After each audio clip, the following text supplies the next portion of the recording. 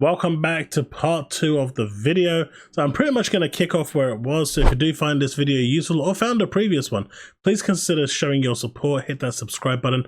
We are trying to hit 1,000 subs. We're almost there. Thank you so much for your incredible support. So the Microsoft lawyer asked about cloud gaming and what impact it has for Microsoft. Has it been a good thing, a bad thing? What have they learned? And what have they done to try and promote this, try and push it forward? There was a lot of discussions about xCloud, cloud gaming, and how they can't put it onto the App Store because Apple doesn't allow it because it infringes on their market share. And they wanted to originally buy a company called Zynga, but in the end they didn't opt to do that because of basically their values, their business strategies didn't suit their needs. They started talking about the overall market size of mobile gaming and how mobile gaming from 2021 was at 83 billion, and by 2022 it went to 216 billion, and console gaming in itself has kind of stayed the same, which means that the console market has actually shrunk. So as far as Microsoft is concerned, yes, they want to go into the cloud, but mobile gaming is a primary focus. And when Zynga went out the window, there wasn't really many other companies out there that actually were prolific in the mobile industry. As we know, Tencent, Nexon, and the kind, but they're all in China, right? China, Korea. So they can't really go to them and acquire any of those to kind of give them that stepping block.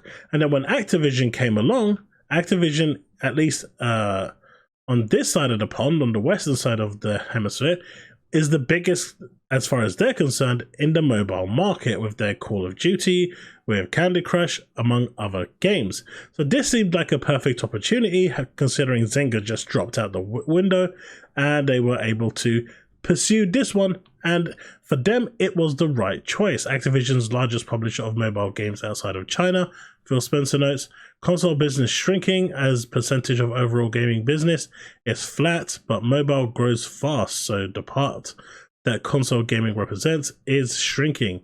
Now talking about Microsoft's universal mobile app store plans, the fact that Apple and Google control app distribution while on the Windows, the Microsoft Store is not the only channel.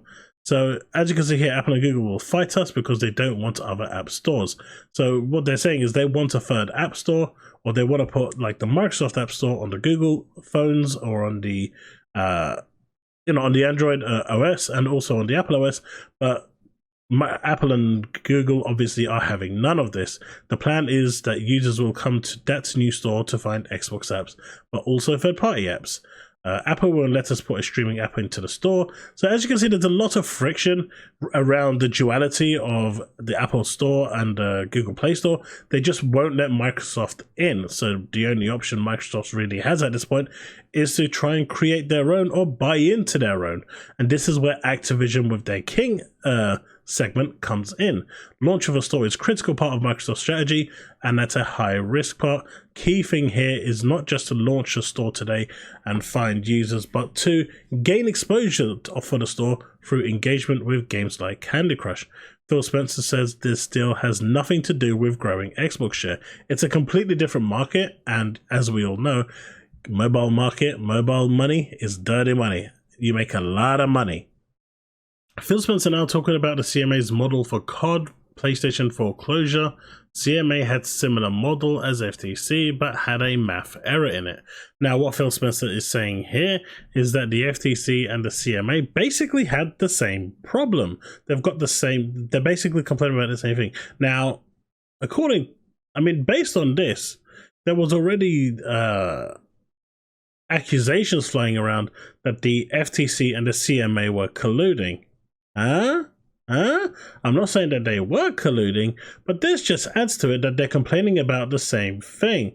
So it wouldn't be too far of a stretch, right? But I'm guessing once Phil Spencer, Microsoft actually correct their math error, just like they did for the CMA, this will also go out the window. I mean, the FTC is losing a lot of face here. So once the merger news came out, Phil Spencer said that they immediately contacted the Sony Group CEO, explained their rationale on why they were buying it, mainly for mobile as their main gateway, and basically reassured them that Call of Duty and Activision games would not be coming off the platform. Obviously, deals would need to be in place, just like they would be with Activision, but the bottom line is they're not going to hold them ransom and they're not going to take it off. The CEO's group accepted this wholeheartedly and was quite happy with the fact that Satya Nadella and Phil Spencer got in contact with them. But Sony's Jim Ryan was, he reacted positively, but it took a little more explaining, according to Phil Spencer. But overall, there was no problems. Judge Corley asked Phil Spencer why they would put games on a subscription service. The context here was that Microsoft has put some games on PlayStation Plus multi-game subscription service, and essentially they went through saying that, this is the model that they're going for at the moment. Not everyone can afford a £70 game, and the Netflix model is just, for them, the right move, and it's the right future. Now, putting games on PlayStation Plus is also an option, and they have no problem with that as long as Sony contact them and basically pay for it.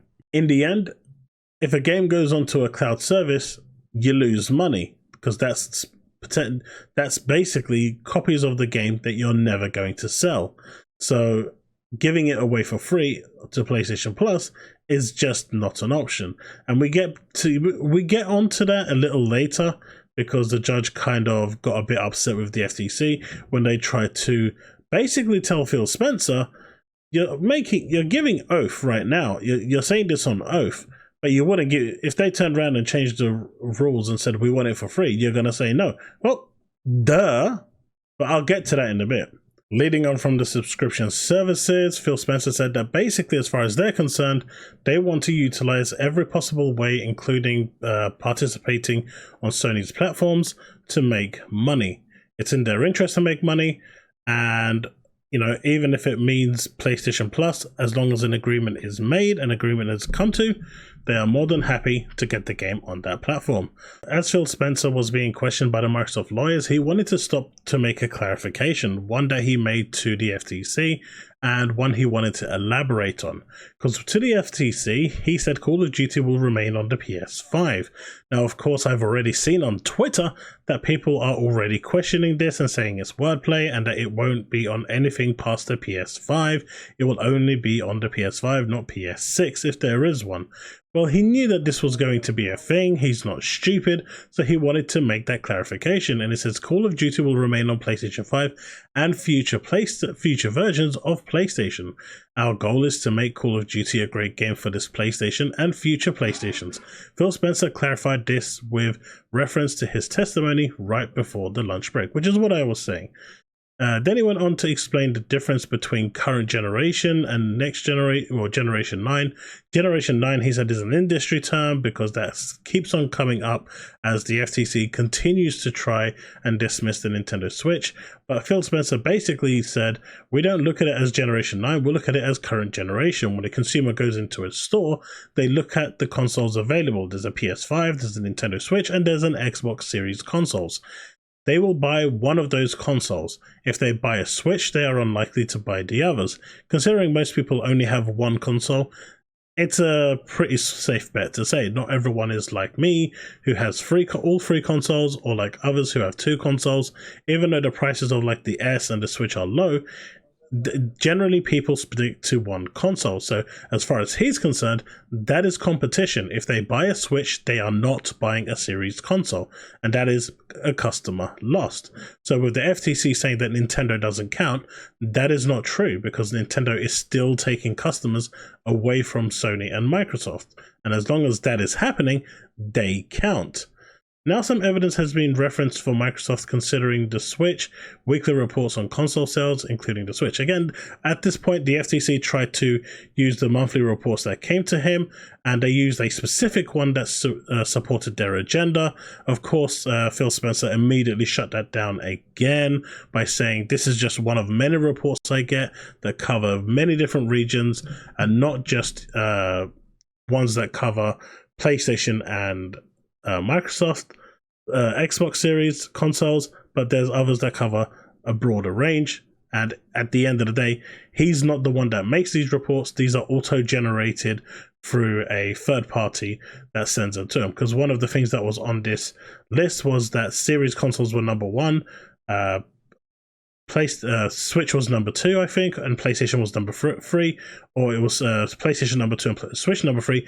And what the FTC tried to say is that Microsoft is leading according to these. And obviously everyone knows that that is not the case.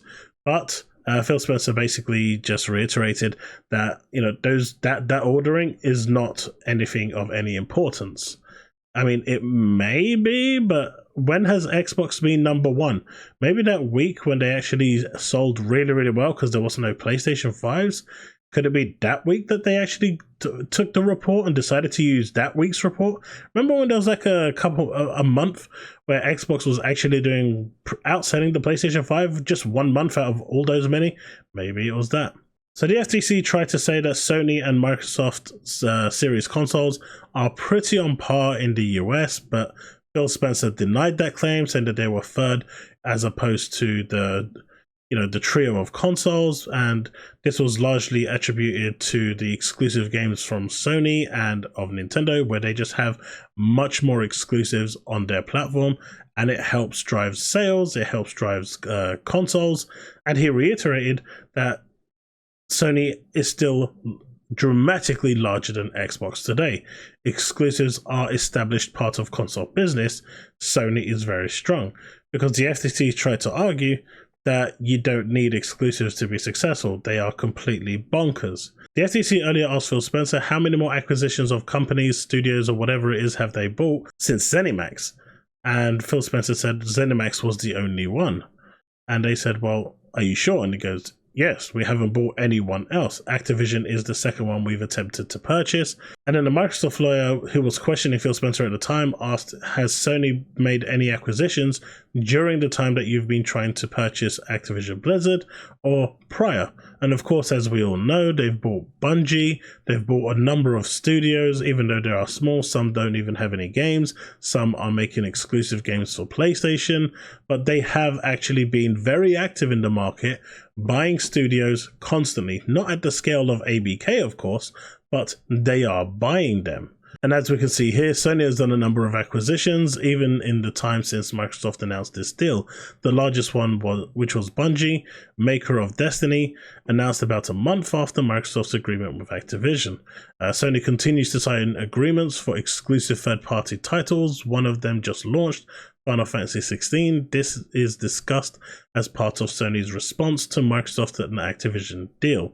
Sony has an exclusive marketing deal for Final Fantasy 16, so they are marketing as a console exclusive. One of the biggest franchises, Final Fantasy 16 is not available for Xbox. And then he went on to talk about a couple of other games that weren't available on Xbox. And Microsoft's lawyer asked Phil Spencer whether he still has hope to come to agreement with Sony, and he says, I do. And at the end of the day, Phil Spencer isn't trying to keep Activision Blizzard games off PlayStation. What he wants is King. King, in my opinion, and I think everyone is probably going to agree with this, is more valuable to Microsoft than Activision Blizzard combined. King is their gateway into mobile territory, and with mobile territory comes dirty money, and with dirty money comes millions and millions. Call of Duty Mobile makes 7 million a day. That is, and this was a figure from about a year and a half ago. That's a lot of money a day. That's a lot of money.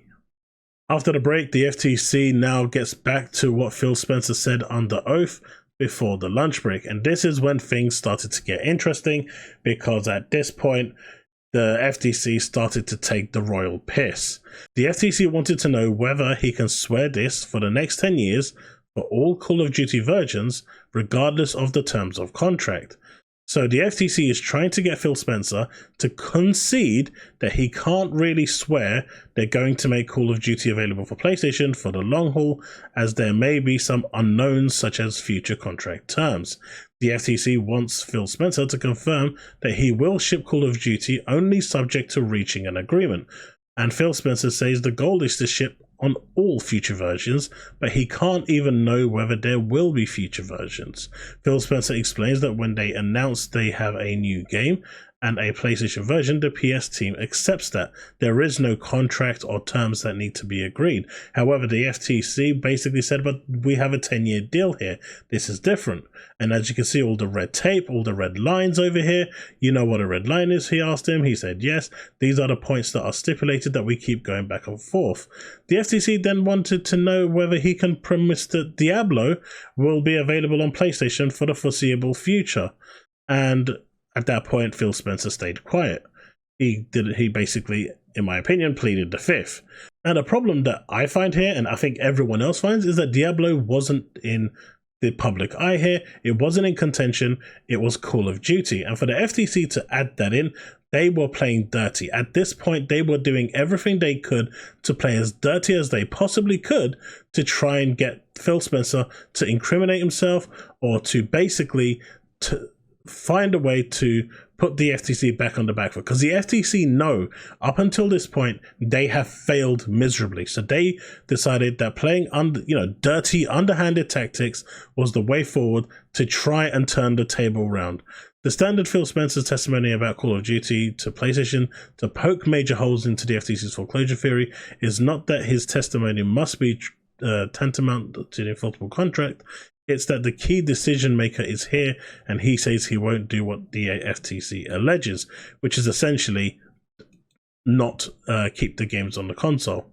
The question has been asked whether the FTC is basically negotiating here for Sony. There are two ways of looking at that. In a way, yes, they asked Phil Spencer whether he'd make a further reaching commitment that would benefit Sony. So what they mean by this? The actual, the FTC turned round, right, and said, you're promising Call of Duty and you're giving us your word under oath.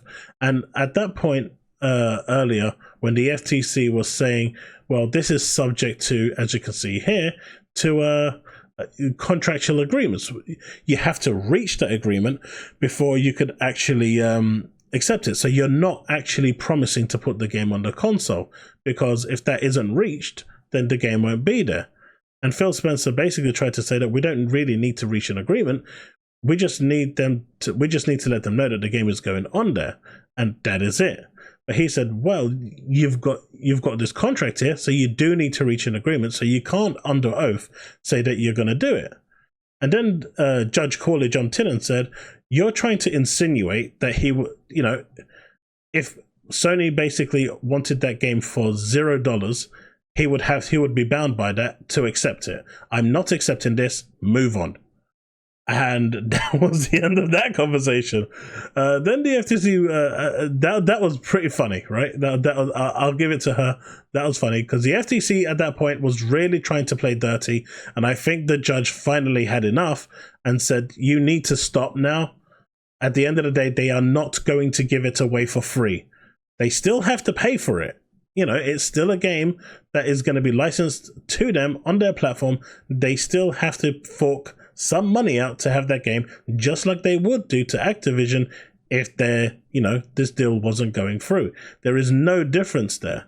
It's also worth mentioning that there was some things that were actually mentioned that was glossed over and not overly kind of talked about, even though the FTC tried to actually put a lot of importance to them, but they were ultimately just brushed aside, and Judge Corley essentially basically just wasn't really interested, because the overall outcome wasn't what the FTC was trying to do. And even when the FTC actually had some form of ground or, skin in the game, they failed to capitalize on it. For example, as Tom Warren says here, Microsoft has already considered skipping PlayStation for Activision content. Now, this naturally would have been a big thing, but the FTC fumbled so hard on this that it was almost laughable. Microsoft also considered making Minecraft Dungeons exclusive to Xbox and PC, but it eventually shipped to all platforms. And what Microsoft said here was that we did consider making some Activision games exclusive. That's not a lie. At the end of the day, it's within our right to make certain games exclusive, but those games that have a community, like Diablo and so forth, will not, or Call of Duty will not be exclusive. But to assume that every single game is not going to be exclusive is another thing. Phil Spencer reveals Sony held back PS5 dev kits, as I mentioned earlier, and the FTC says that Microsoft fought back but not providing a Minecraft PS5 optimized version. And it was like, well, if Sony isn't providing you with the dev kit, how are you going to make it? It's silly. But I think the biggest one for me was Elder Scrolls, right?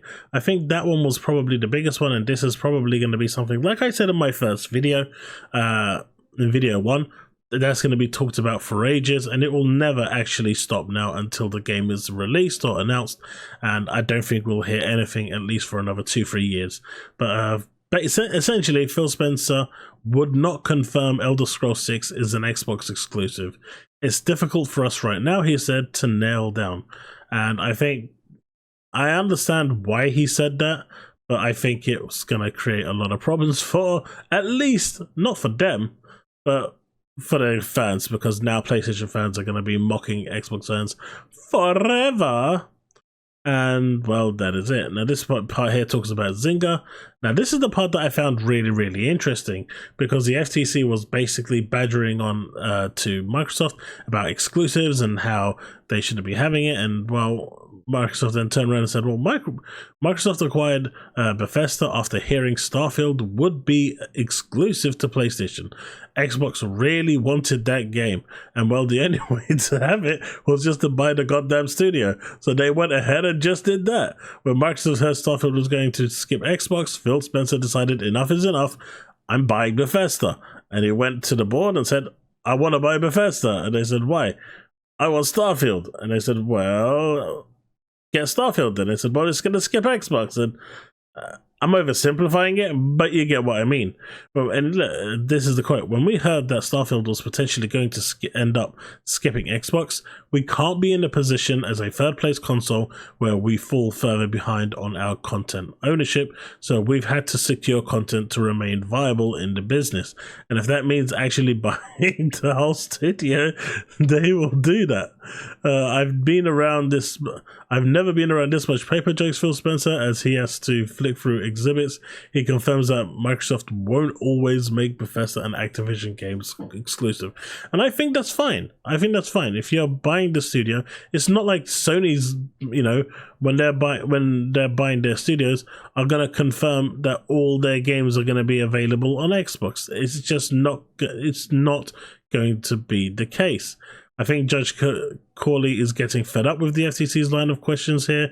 That's twice she's cut in and shut questions down for the FTC. It was pretty fun stuff. And as you can see here, the judge says, I don't need that. I'm going to cut off your questioning. She just completely cut him off. It was really hilarious. This is over here where he actually schooled the FTC lawyer on how business works. And it was like, FTC says, now you have a $70 billion upfront payment that you're making for Activision, right? And that right, he kept on saying, was just irritating. No, when you acquire something, it's not payment. It's like when you buy a house. You're buying an asset that has value. So it's really a transfer of cash into an asset called Activision that you believe retains the value that you acquired. So to try and characterize the 70 billion as somehow spent is incorrect. Financially, it's really moving that 70 billion in cash into an asset, which is a game publisher that to us is actually worth more than 70 billion. So it is not spent. So that's not the same as basically them going and, you know, wasting that money. Like the FTC was saying, like, you're saying you can't buy the exclusives, but it was just dumb. Honestly, it was dumb. But I'm going to end part 2 of the video here. And for part 3, I'm just going to continue from where I've left off because it was a little long. So I do hope you're enjoying these videos. But part 3 does end the whole day's final presentation. So thanks so much for watching. Onward to part 3. I'll see you in the next video. Remain legend.